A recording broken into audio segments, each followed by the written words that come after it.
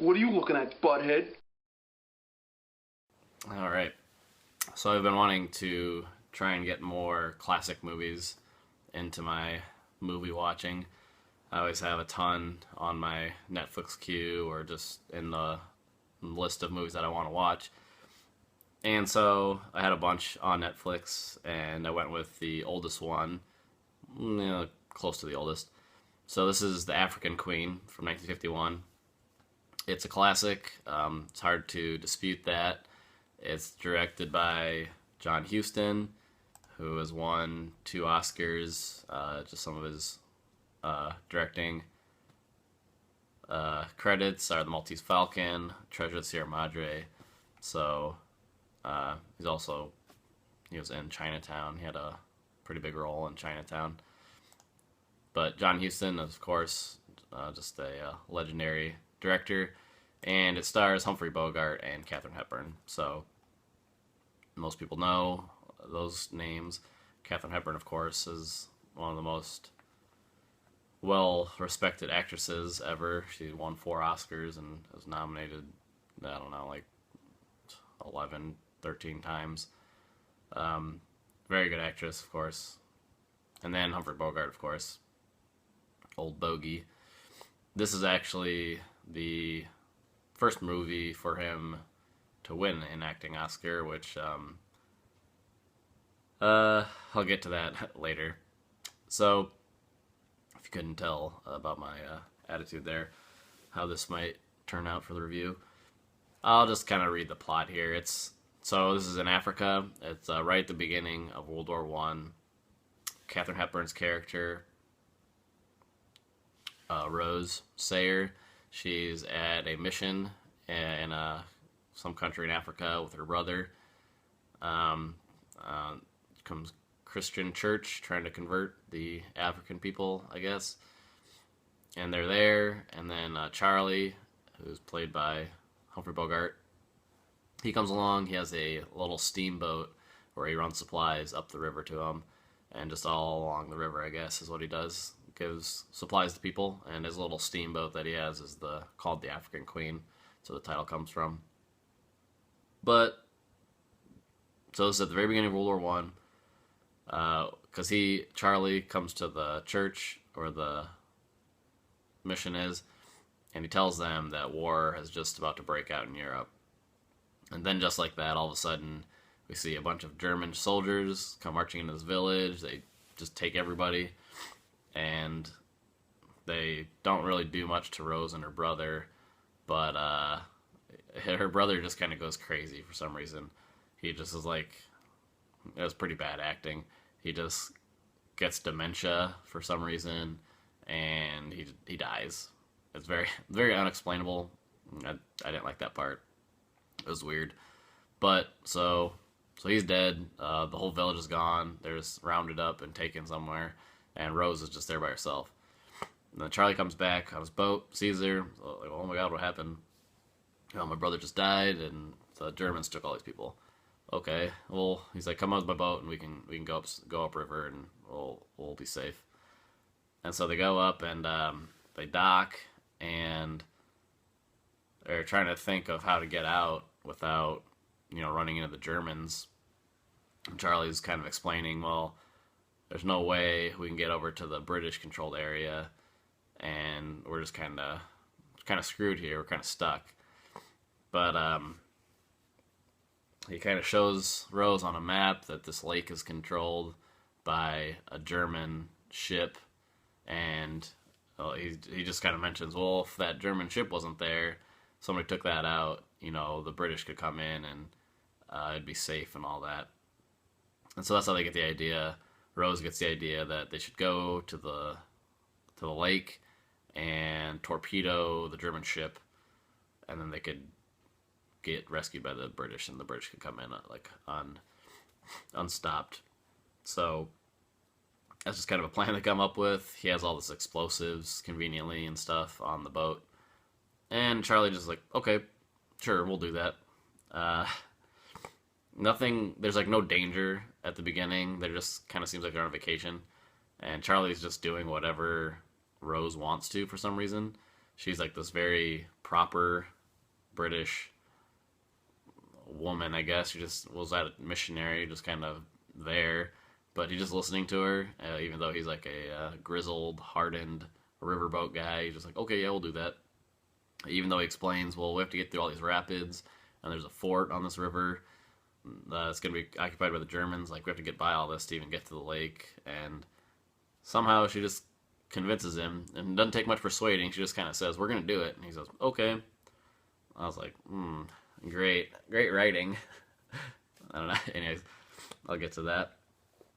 Oh, well, and then they also, it's really annoying at the beginning. They say, Charlie says miss, and Rose says Mr. Allnut about 1,000 times a piece. That's all they say. Oh, miss. That's great, miss. Yep. Okay, Mr. Allnut. I don't know. They say it so much, it gets irritating and grating. I was like, stop saying that. At least use each other's first names, or I don't know. Oh, it's just, I can't even get over it. It's like, address them somehow, something else. Like, quit saying Miss and Mr. Allnut.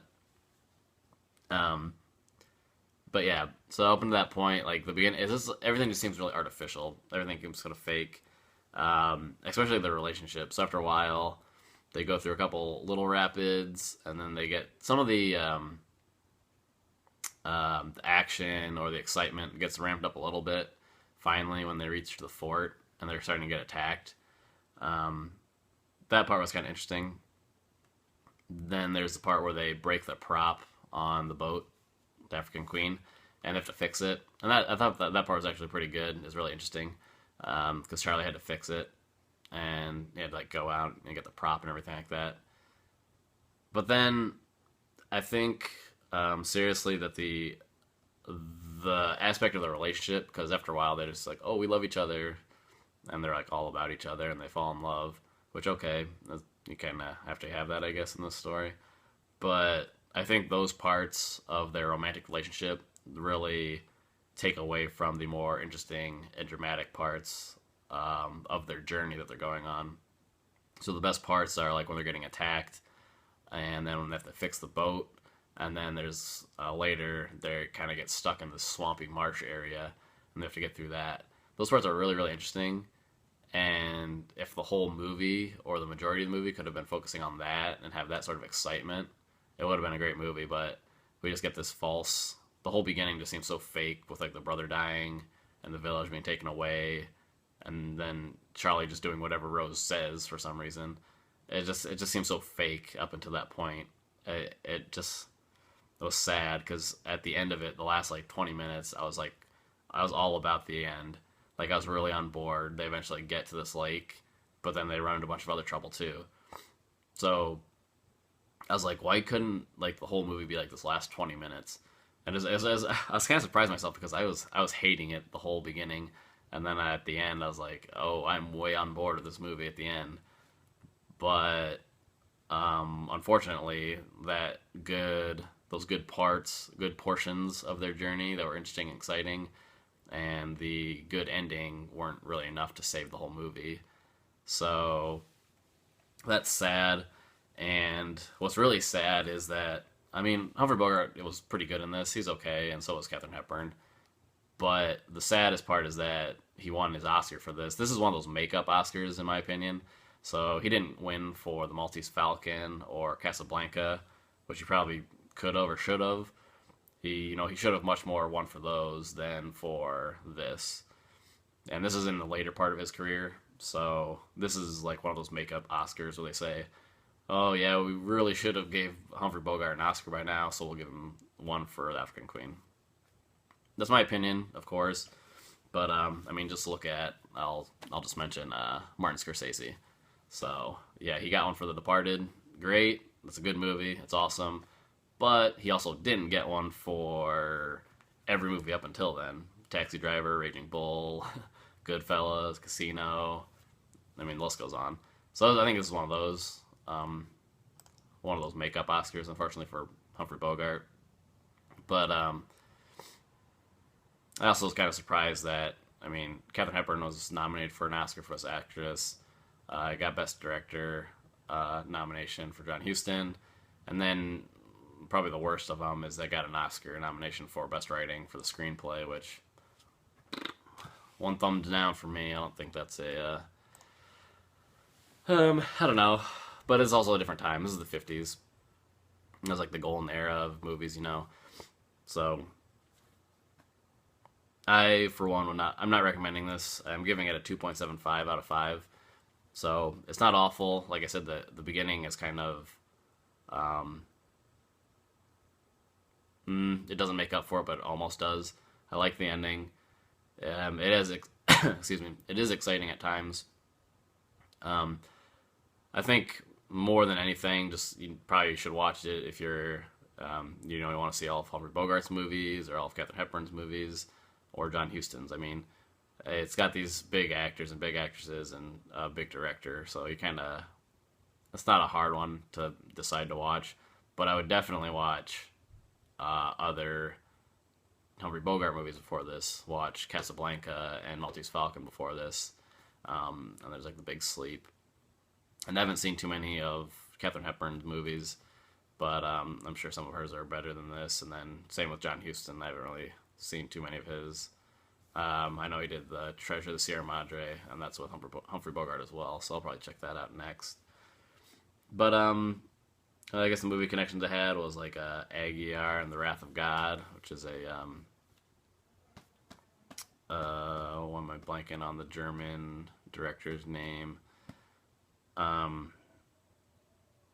Actually, no, I'm thinking of the wrong right director, wrong movie. It's not Aguirre, but Fitzcarraldo. Here, I'll look it up real quick. Fitzcarraldo is about a guy that's obsessed with getting a boat across the Amazon, and that's probably a little more focused on that, and that's only a portion of this movie. They kind of do that through the marsh, but that was really the only thing I could think of that was kind of comparable. Werner Herzog. Werner Herzog is the director of that. I couldn't think of it for some reason. But anyways, that's the only connection I could really think of. That's a much more new movie. That's from the 80s, 82. And other than that, I guess this movie's, it's also kind of in the lexicon of everything because it was such a rich history of how difficult the shoot was. They actually went to Africa when nobody was really doing that kind of location shooting. And it was, you know, these huge dames. It was Humphrey Bogart and his wife went with him at the time, Lauren Bacall, and, you know, Katharine Hepburn and John Huston, and they're just like all these stories about what happened when they were there. And John Huston was a huge hunter, so he'd go disappear while he was hunting, and his wife was pregnant and gave birth to his daughter Angelica Huston, you know, when they're there. There's all these stories about, you know, what happened while they're making it, and everybody got sick. But the only people that didn't get sick were John Huston and Humphrey Bogart because they were just drinking booze the whole time. They were just drinking whiskey and stuff, and they didn't drink any of the water or anything or any of the food. So they didn't get sick, but everybody else did. I think it's also kind of has some of that reputation to it, so people kind of put it up on a pedestal a little bit higher just because of the behind the scenes. But this is getting kind of long, so I'll wrap it up. Like I said, a 2.75. It's worth a watch, but it's worth a watch down the line after a couple other classics for Humphrey Bogart, like Maltese Falcon and Casablanca. Definitely would be the one to check out first. So, okay, I'll stop.